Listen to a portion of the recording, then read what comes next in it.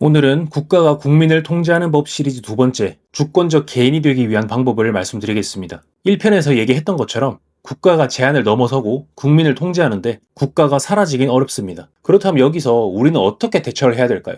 아직 1편을 안 보셨다면 먼저 보고 오시는 걸 추천드립니다. 주권적 개인이라는 책은 1997년도에 나왔는데요. 30년 전에 나온 책이 거의 예언 수준으로 정확해서 최근에 재조명을 받고 있습니다. 책에서 말하는 내용이 뭐냐면 앞으로 미래에는 국가라는 신뢰도는 하락할 것이고 디지털 자산이 급부상할 것이다. 그리고 고소득자들은 국경을 이탈할 것이고 복지국가들은 쇠퇴하기 시작할 것이다. 그리고 여기서 핵심은 국가 권력이 약해져서 더 이상 개인들을 통제하지 못한다면, 그리고 보호하지도 못한다면 누가 주권을 갖게 될 것인가? 그러니까 최종 선택권을 누가 갖느냐, 거부권을 행사할 수 있느냐, 없느냐라는 거죠. 지금은 국가가 막강한 권력을 갖고 있지만 시간이 흐를수록 국가의 힘은 약해지고 개인의 힘은 강해질 겁니다. 세금을 얼마나 더 낼 것이냐, 내가 어디에 살 것이냐, 내가 어떤 법을 따르고 심지어 누구의 보호를 받을 것이냐, 이걸 모두 개인이 정할 수 있게 될 거라는 말입니다. 근데 아직까지는 세금 얼마 낼지 국가가 정해주고요. 어디 살지, 어떤 법을 지킬지, 누구의 보호를 받을지도 국가가 정해줍니다. 이렇게 국가의 권력이 지금처럼 막강해진 이유는 이 물리적 공간 안에서 개인을 가둬놓을 수 있기 때문이었는데요. 그럼 앞으로의 변화가 상황을 어떻게 바꿀 것인지 말씀드려 보겠습니다. 제일 먼저 국가라는 신뢰도는 하락하며 기술의 변화가 권력을 국가에서 국민으로 이동시킬 겁니다. 국가 권력이라는 건 국민을 국가 안에 가둬놓을 수 있을 때 강력해집니다. 산업혁명 시기에는 자유로운 이동이 불가능했어요. 공장과 도시가 지어지면서 사람들은 농촌에서 도시로 일자리를 찾아서 올 수밖에 없었고요. 이렇게 번 돈으로 공장 근처 도시에다가 자산을 형성하고 결혼을 하고 아이를 낳습니다. 이렇게 한번 정착하게 되면 다른 장소로 벗어나기가 불가능에 가까웠어요. 현대사회도 비슷하죠. 대부분의 일자리와 인프라는 수도권에 몰려 있습니다. 그리고 국가는 국민들한테 부동산 매매를 유도합니다. 대표적으로 가장 큰 가스라이팅이죠. 내 집 마련의 꿈.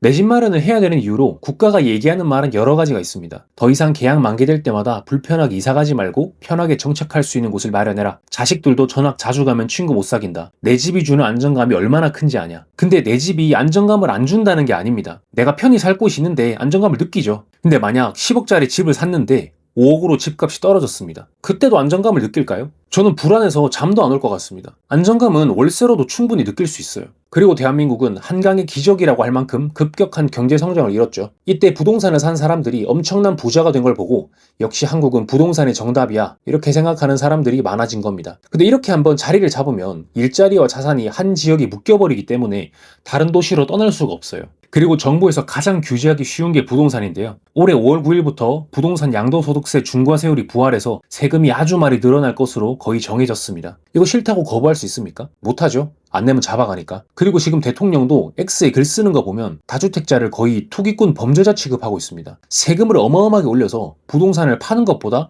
차라리 그냥 갖고 있는 게 낫겠다는 생각을 하게 만드는 거죠. 실제로 올해 5월 9일부터 서울에서 부동산 투자 수익이 3억이라고 한다면 매도했을 때 1주택자는 세금이 30% 이상, 2주택자는 60%, 3주택자는 80%까지 나올 겁니다. 15억짜리 아파트 연끌에서 수익률 20%면 3억이죠. 여기서 이제 다른 자산으로 갈아타려고 팔려고 하는데 양도세가 1억, 2억이 나와요. 이거 무서워서 팔겠습니까? 절대 못 팝니다. 서류상으로는 어마어마한 부자죠. 자산가죠. 근데 서류상으로 부자일 뿐이고요. 급전이 필요할 때 방 하나만 떼서 팔 수 있습니까? 안 되죠. 분할성이 너무 떨어집니다. 국가에 묶여 있어서 마음대로 쓸 수도 없는 돈이에요. 팔면 세금 폭탄 맞고요. 그러니까 결국 집값이 올라도 못 팔아서 내 돈이 아니고 집값이 떨어지면 유일한 장점인 내 집 마련의 안정감도 못 느끼는, 어떻게 되어도 안 좋은 결과가 나옵니다. 그리고 또 다른 예시가 은행이나 증권사에서 적금, 예금, 연금 계좌 홍보하는 겁니다. 연금 같은 경우에는 당장 쓰지도 못하고 최소 몇 년, 몇십 년은 지나야 보상받는 거고 중도 인출하면 받았던 혜택을 전부 뱉어내야 되죠. 이것 또한 시간과 금액적인 매몰 비용을 유발해서 해지하는 걸 아깝게 만들어서 자산을 국가 안에 묶어두는 것과 같습니다. 자, 그리고 금현물에 부가세를 붙이는 나라는 선진국 중에 한국과 일본밖에 없습니다. 심지어 일본은 팔 때 부가세를 환급해주기 때문에 사실상 한국이 유일하다고 봐야죠. 그래서 금을 현물로 사면 사람들이 부가세 때문에 비싸다고 생각합니다. 그래서 금 ETF나 금 거래소에서 장부상으로 부가세 없이 종이금을 사고 팔 수 있게 해주는데, 이것 또한 금이라는 걸 국가의 제도권 안으로 편입시킨 거죠. 고이든 아니든 전산상으로 추적이 가능하게끔 유도하는 겁니다. 그래서 어느 금은방에 가면 뒷금이라고 하는 게 있어요. 전산상으로 추적이 되지 않게 부가세 없이 현찰로 금 현물을 살 수 있습니다. 이걸 뒷금이라 그래요. 세금 피하려고 실물을 갖고 있다가 자식들한테 물려주고 조금씩 현금화하는 경우가 많습니다. 하지만 이것도 국가 밖으로는 마음대로 가져갈 수가 없는 게 일정 무게 이상 들고 나가면 출국 보안 검색에서 다 걸립니다. 현금도 1만 달러 이상 들고 해외로 못 나가죠. 세금 신고 무조건 해야 됩니다. 이미 소득세, 양도세, 무슨 세금 다 낸 건데 해외로 가져가려고 하면 또 막는다고요.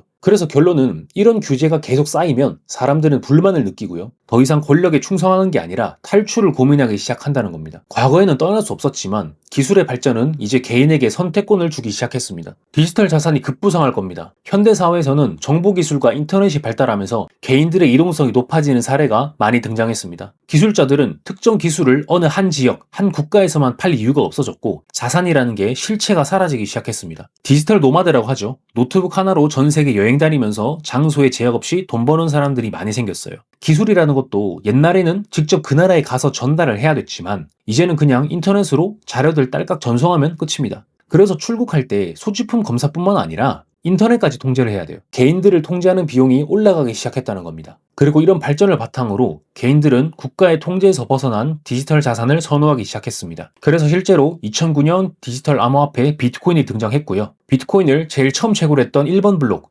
제네시스 블록을 보면 이런 문구가 새겨져 있어요. 타임즈 2009년 1월 3일 은행들의 두 번째 구제금융을 앞둔 재무장관. 이 문구는 2009년 1월 3일자 영국 일간지 더 타임즈의 헤드라인 기사 제목입니다. 이게 비트코인 제네시스 블록에 실려 있다는 거예요. 그러니까 2008년 리먼 브라더스 금융위기가 왔을 때 우연히 비트코인이 등장한 게 아니라 사토시 나카모토가 비트코인을 의도적으로 이 시기에 냈다는 걸 볼 수 있습니다. 기존 국가와 은행들을 신뢰할 수 없고 그 누구의 통제도 필요로 하지 않는 무언가가 필요했다는 거죠. 그래서 비트코인 그거 실체도 없는 데이터 쪼가리라는 건 말도 안 되는 소리죠. 왜 우리들 주변에서 흔히 실물 자산이 최고다, 부동산이랑 금이 최고다, 눈에 보여야 자산이지 이렇게 말하는 사람들 있죠. 이 사람들 자산 국가에 다 묶여 있는 겁니다. 미래의 국가가 통제를 강화할 때 거부할 수가 없을 거예요. 오히려 비트코인은 실체가 없기 때문에 국가 안에 묶어둘 수가 없어서 더 좋은 겁니다. 그리고 비트코인이 먼저 나온 뒤에 탈중앙화와 이동성을 갖게 된 게 아니라 탈중앙화와 이동성을 가진 자산은 비트코인처럼 디지털화 될 수밖에 없었다는 거죠. 그래서 원래는 국민들 대부분의 자산이 국가에 묶여 있었기 때문에 한번 정착을 하면 국가가 마음에 안 든다고 하더라도 그 지역을 벗어날 수가 없었지만 인터넷이 발달하기 시작하면서 기술과 자산이 모두 디지털화되기 시작했고 장소에 구애받지 않기 때문에 능력 있는 개인들은 디지털 자산을 가지고 마음에 들지 않는 국가를 떠날 수 있게 되었다는 거죠.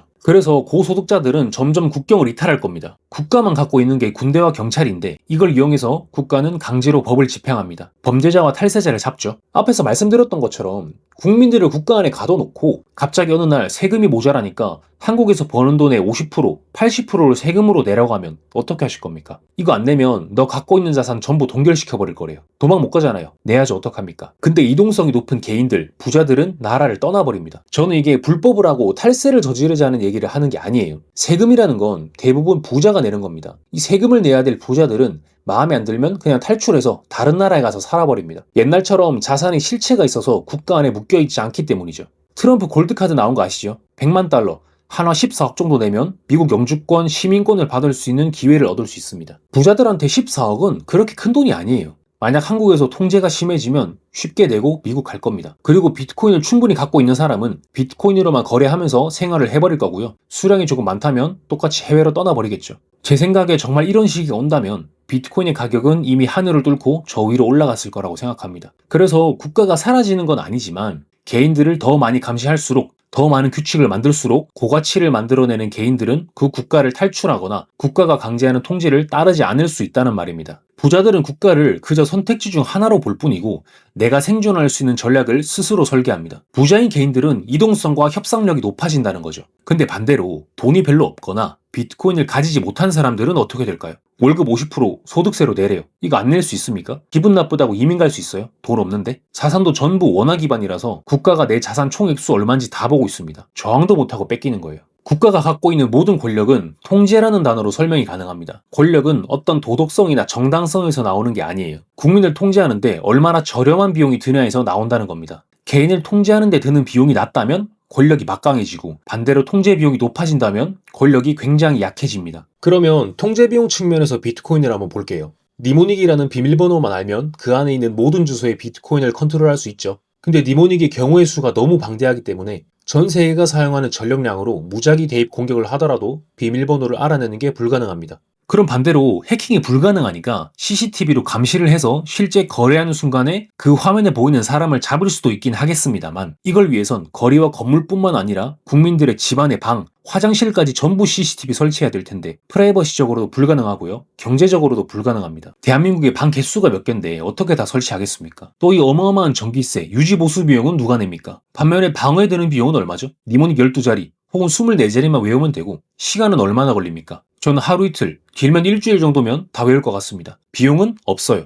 영원입니다. 그래서 아까 국가는 국민의 통제 비용이 올라가면 권력이 약해진다고 했는데, 방어 비용 대비 통제 비용이 무한대인 비트코인을 갖고 있는 개인을 절대로 통제할 수 없다는 거죠. 근데 통제할 수 있는 방법이 딱 하나 있어요. 물리적인 공격. 비트코인 보유자를 파악해서 너 죽을래 니모닉 말할래. 이걸 비트코인 커뮤니티에서는 렌치 공격이라고 합니다. 그러니까 공구로 협박한다는 거예요. 그래서 비트코인 보유자라는 걸 말하는 순간 그 사람을 통제할 수 있는 가능성 0이었는데 0. 몇이라도 생기는 겁니다. 그래서 절대로 어디 가서 나 비트코인 몇 개 갖고 있다고 함부로 말하지 말라는 거예요. 정말 관심 있어 하고 신뢰할 수 있는 사람들에게만 조용히 얘기해주면 됩니다. 괜히 관심도 없는 사람한테 가서 자랑하려고 얘기했다가 렌치 공격의 대상이 될 수 있어요. 근데 이건 단순히 비트코인에만 해당되는 얘기는 아니긴 합니다. 돈이 많다고 여기저기 떠들고 다녀도 똑같은 문제가 발생할 수는 있겠죠. 사람들이 돈 자랑하지 말라고 하는 게 정확히 이런 얘기입니다. 그래서 비트코인을 보유하고 있고 이 사실을 숨기고 있는 이상 국가는 우리를 절대 통제하지 못합니다. 그래서 이렇게 비트코인을 통제할 수가 없으니까 최대한 규제를 강화해서 제도권에 편입시키려고 하는 거예요. 비트코인에 대한 규제는 단 한 번도 완화되었던 적이 없습니다. 2017년 전까지는 딱히 비트코인에 대한 규제가 있진 않았어요. 대중적으로도 인지도도 없었고 사건 사고도 별로 없었거든요. 근데 이제 2017년부터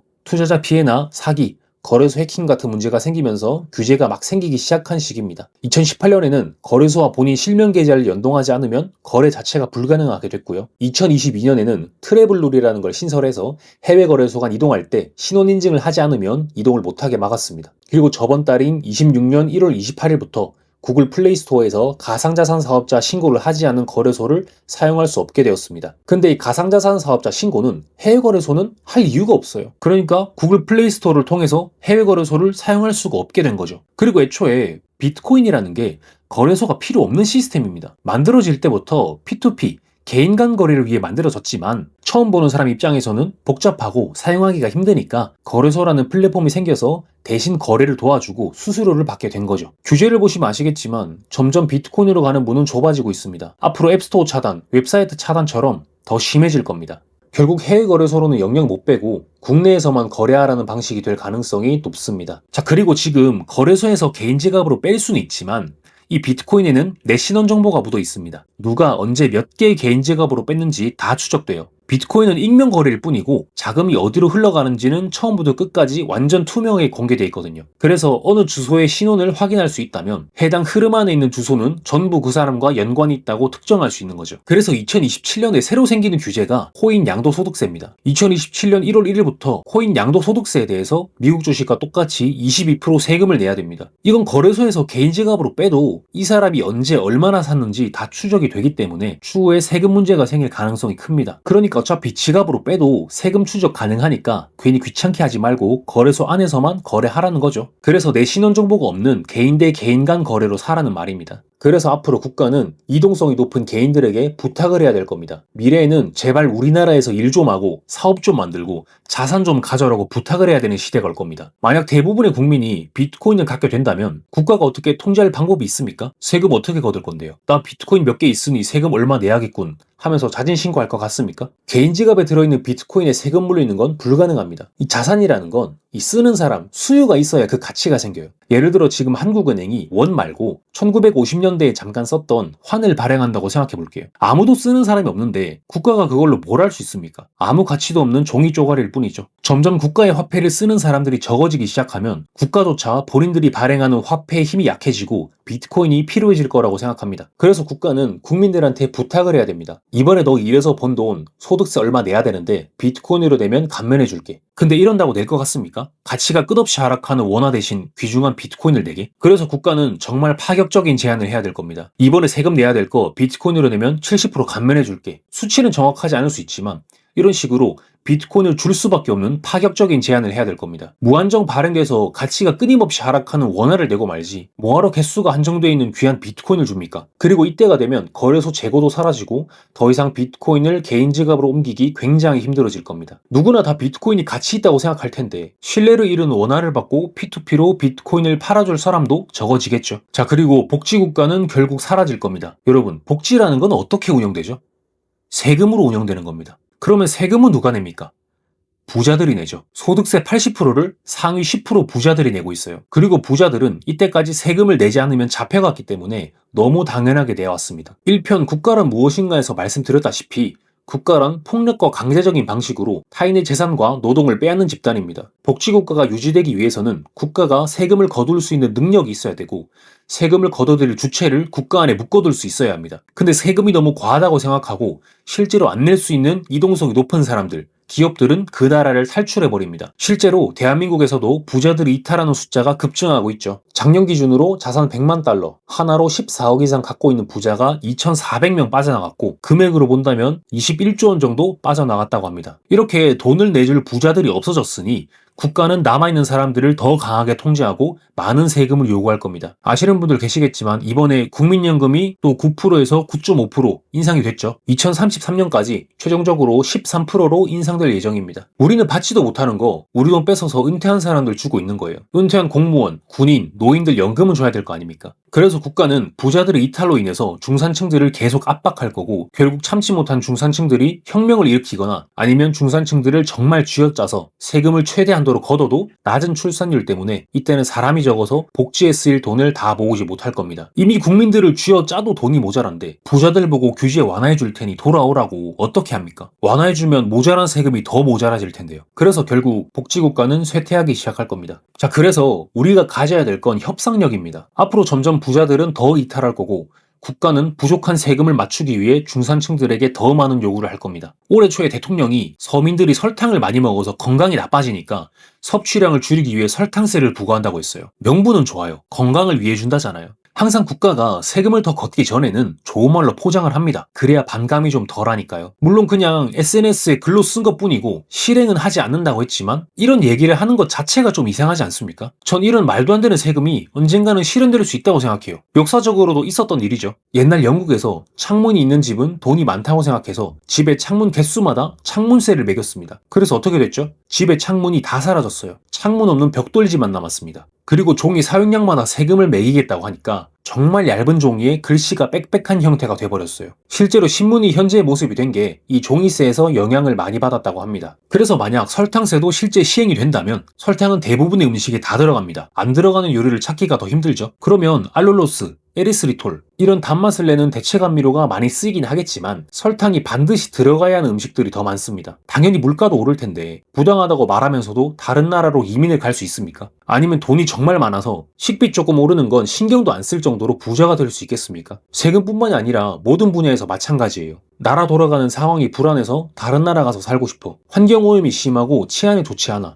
여기보다 좋은 환경에서 살고 싶어. 취업이 잘 안 돼. 취업의 기회가 더 많은 곳에서 살고 싶어. 회사를 만들고 싶은데 한국 법은 규제가 마음에 안 들어. 사회 인프라가 부족해서 살기 너무 불편해. 이런 상황은 어느 누구나 충분히 할 수 있는 생각입니다. 근데 실제로 행동으로 옮길 수 있는 사람은 얼마나 되냐는 거죠. 대부분의 사람은 자산이 어느 한 지역, 국가에 묶여있기 때문에 국가가 나를 상대로 어떤 행동을 요구했을 때 내가 그걸 거절하고 나의 의지대로 행동할 수 있으려면 협상력을 가져야 됩니다. 가장 좋은 방법이 사업체 여러 개를 만들어서 해외에다가 뿌려놓는 거예요. 그러면 어느 한 나라의 규제가 심해져도 내가 만들어 놓은 다른 해외 사업장 가서 살면 그만입니다. 근데 이거 대부분의 사람들은 하기 어렵습니다. 사업에 도전하기도 힘들 뿐더러 해외에까지 진출해서 성공을 시켜놔야 된다? 불가능하진 않겠지만 단기간에는 정말 쉽지 않습니다. 그래서 비트코인을 갖고 있으라는 거예요. 현재 대부분의 사람들이 국가를 상대로 가장 쉽게 협상력을 가질 수 있는 수단이 바로 비트코인입니다. 그리고 가장 좋은 방법이라고 말씀드렸던 해외 사업체를 뿌려놓는 것도 어느 국가에서 비트코인만 가져오면 영주권, 시민권 줄게. 너네 사업 만들어. 하는 나라가 생길 텐데 그 나라에서 사업에 도전할 수 있는 기회도 저는 충분히 있을 거라고 생각해요. 국가는 우리에게 너무 많은 신뢰를 요구합니다. 기존의 은행 시스템과 투자처들을 보면 너무 일방적인 신뢰를 요구해요. 무조건적으로 내 돈을 잘 갖고 있어 줄 거라고 믿어야 된다는 거죠. 은행은 파산하지 않을 거라고 믿어야 되고요. 거래소는 내 비트코인을 잘 가지고 있을 거라고 믿어야 됩니다. 부동산 건설사는 내가 분양권을 가진 건물을 끝까지 튼튼하게 잘 지어줄 거라고 믿어야 됩니다. 그리고 주식도 정부에서 양도세를 올리지 않고 규제를 늘리지 않을 거라고 믿어야 됩니다. 근데 결과는 어떻죠? 은행은 항상 경제 위기마다 파산하는 곳이 나오고요. 부동산은 건설사 부도랑 부실공사가 허다합니다. 그래서 이걸 비꼬는 말로 순살 아파트라는 말도 생겼죠. 주식도 작년 12월 미래에셋증권에서 고객들에게 문자가 하나 갔는데요. 유사시에 고객의 해외 주식을 강제 매각할 수 있다는 내용입니다. 현지 규정, 거래소 요청, 통신 문제, 권리공시 지연 등으로 인해 매매가 취소될 수 있으며 이슈에 따라 보유 주식이 강제 매각될 수도 있습니다. 여러분, 거래소 요청이라는 게 뭔가요? 통신 문제는 어떤 문제를 말하는 건가요? 이슈는 정확히 무슨 이슈를 말하는 거예요? 결국 해석하는 게 자기들 마음대로입니다. 그러니까 결국 본인들이 특정 상황이라고 판단한다면 내 거를 자기 마음대로 처리하겠다는 거잖아요. 나는 전혀 이슈라고 생각하지 않는데 무슨 규정에 근거해서 처리하겠습니다. 따라서 당신의 해외 주식을 강제 매각해서 외화 보유고를 보충하고 고객들에게는 동일한 가치의 원화로 지급하겠습니다. 라고 하면 과연 그 원화가 원래 있던 돈일까요? 그때그때 찍어내서 만들어낸 돈이죠. 그냥 바닥에 있는 돌멩이 하나 주워서 주는 거랑 다를 게 뭡니까? 돌멩이랑 주식이랑 바꾸시겠어요? 그러니까 이런 일이 발생하지 않을 거라고 믿어야 된다고요. 그런데 정말 안 일어날 거라고 생각하십니까? 다 일어나잖아요. 그래서 저는 어느 누구도 신뢰할 필요 없는 비트코인을 보유하셔라 라고 말씀드리는 겁니다. 비트코인은 정말 자유를 원하고 국가를 비롯한 모든 통제에서 벗어나서 내 시간과 재산을 원하는 곳에 제약 없이 쓸 수 있게 만들어주는 정말 올바른 저축이고 화폐입니다. 여기까지 진짜 나를 찾는 주권적 개인이 되기 위한 방법을 말씀드렸고요. 다음 시간에는 시리즈 마지막 비트코인이 해결할 수 있는 문제들을 전달드리겠습니다. 구독과 좋아요 부탁드리며 여러분의 생각을 댓글로 남겨주세요. 감사합니다.